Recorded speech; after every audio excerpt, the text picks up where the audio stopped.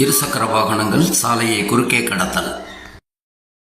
திடீரென்று சாலையில் புகுந்து நடுவே நின்று விடுவது சரியா?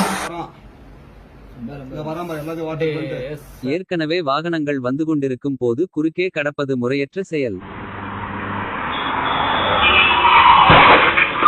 நாம் மட்டும் தான் சாலையில் என்ற அறியாமை நினைப்பில் வாகனங்களை சாலையின் குறுக்கே இயக்குவது தவறு.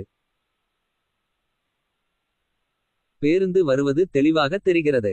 பிறகு ஏன் உள்ளே நுழைய வேண்டும்? ஏற்கனவே அச்சாலையில் வரும் வாகனங்களை நின்று கவனித்து பாதுகாப்பை உறுதி செய்து அதன் பின் கடந்து செல்ல வேண்டும். இருசக்கர வாகன ஓட்டிகள் கவனத்திற்கு. எந்த வாகனமும் புறப்பட்டவுடன் 60 கிலோமீட்டர் வேகத்திற்கு செல்லாது.